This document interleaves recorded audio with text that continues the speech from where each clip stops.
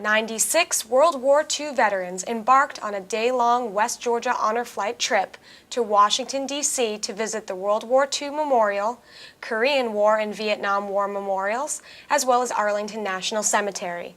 They arrived at the Columbus Metropolitan Airport around 6 a.m., where they were greeted by the Columbus State University ROTC cadets and well-wishers alike. Honor Flight Facilitator Royce Ard said the mood was energetic and the expectations for the day were high. Yeah, it's fabulous. I mean, everybody's been looking forward to this moment.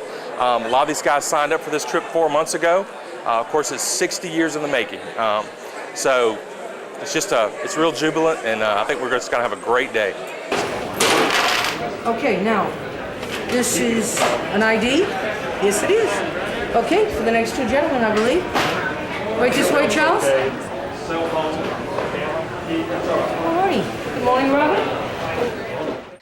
On the flight, the veterans and their guardians, volunteers who are responsible for escorting their assigned veterans safely from one location to the next, watched a movie depicting the history of the building of the World War II monument. At an open, welcoming field to draw visitors from the surrounding monuments. It rested 6 feet below the level of the reflecting pool. Tom Woosley said he most looked forward to seeing the National World War II Memorial. So what are you most excited to see? Well, see the memorial, the main thing, yeah. The World War II Memorial? Right. What impressions so far have you had of the day? It's been great. You couldn't have been any better.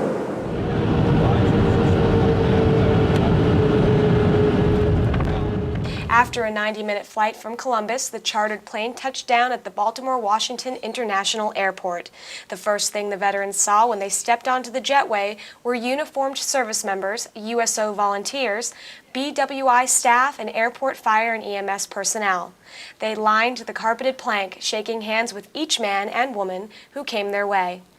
Julie Rausch, a USO volunteer, shook hands with the veterans as they stepped off the plane. We're just happy that, number one, that they made it, that nobody had any medical problems, because that's sometimes a concern. And it's just exciting for them. They got up, what time did you get up? Very early this morning to come here to BWI. They finally made it, touchdown, and it's a really nice day outside, and they're going to have a good time. So we're happy for them. We're excited for them.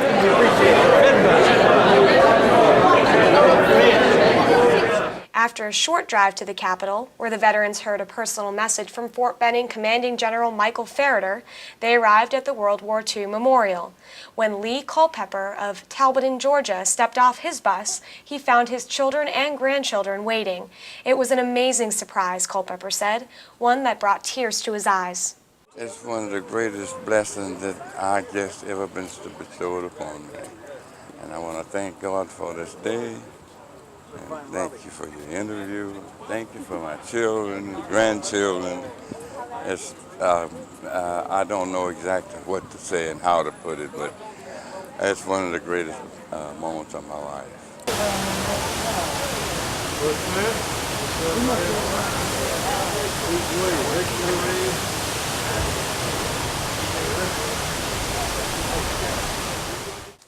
After the group had a chance to absorb and reflect on the memorial, they saw Congressman Lynn Westmoreland present an American flag to the West Georgia Honor Flight organizers. Listen, this is my honor and my pleasure to be here and to welcome you to this memorial that was built on your behalf. Kellen Shepard of Phoenix City, Alabama, took a break to reflect on what he'd seen so far. I think the people that planned this just did an exceptionally good job in every respect. They were really detailed people, and everything that they thought that might be of interest or be of comfort to the veterans was taken care of, and it's proven to be that way. The veterans then got another surprise as retired U.S. Senator Bob Dole stopped by to shake hands and take pictures with members of the group.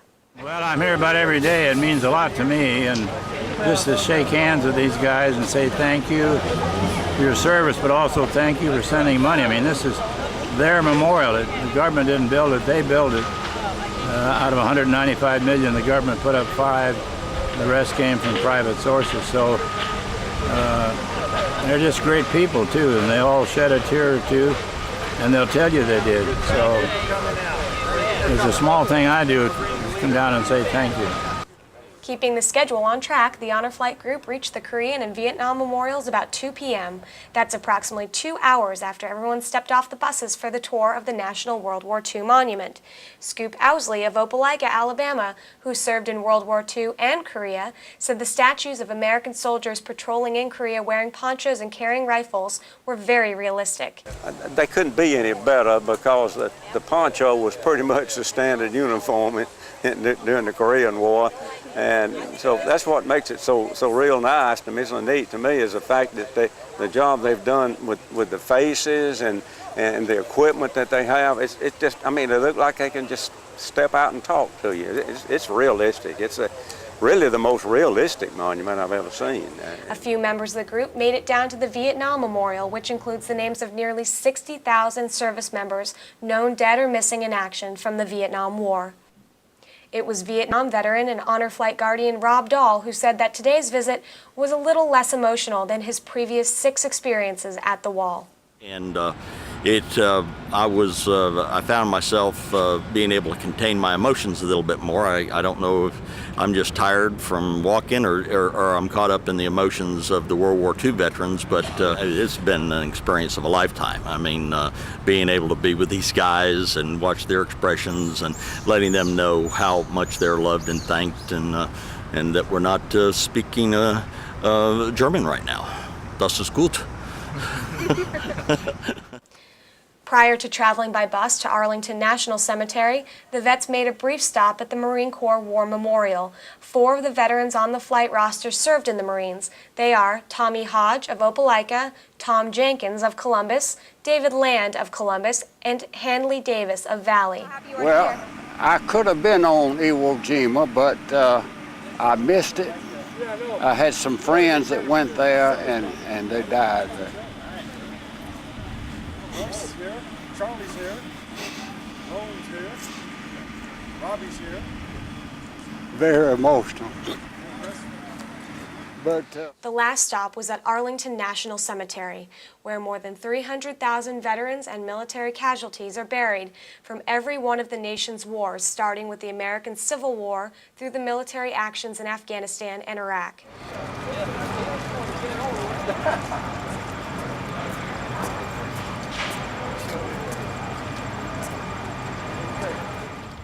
A reverent quiet fell over the crowd gathered at the tomb of the unknown soldier. There, the 96 veterans watched the changing of the guard and the laying of the wreath ceremonies.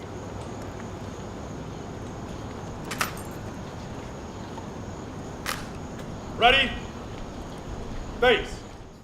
Hooper Turner said the ceremony was emotional. Got me teary, as always. Beautiful, isn't it? I was thinking what a great trumpet player that fella is, too. It's a beautiful piece.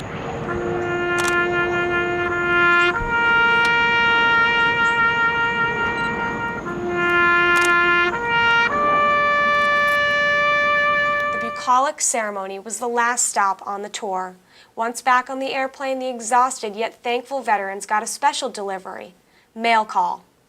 Each of them received a package with personalized letters from family, friends, and area children congratulating them on their achievements. The veterans finally touched down at Columbus Metropolitan Airport at 9:30 p.m. They never would have expected that a crowd of more than 1,400 people would be waiting for them in the terminal. If any of them were tired out from the day, they sure weren't showing it. Their energy levels skyrocketed.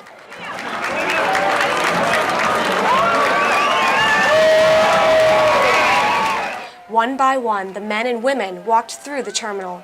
People to the left, people to the right, heroes in the middle. The level of emotion inside the terminal was immeasurable. After a day full of surprises, this one certainly took the cake. No, I've never seen anything like this before, and I don't think anybody else did either. It's surprising that everybody come out like this. So you've never had a welcome back like that? No, this is fantastic. The welcome home ceremony was something the veterans never could have dreamed would have been part of an already emotional and ideal day. But, along with everything else they experienced throughout the afternoon, it was something they truly deserved.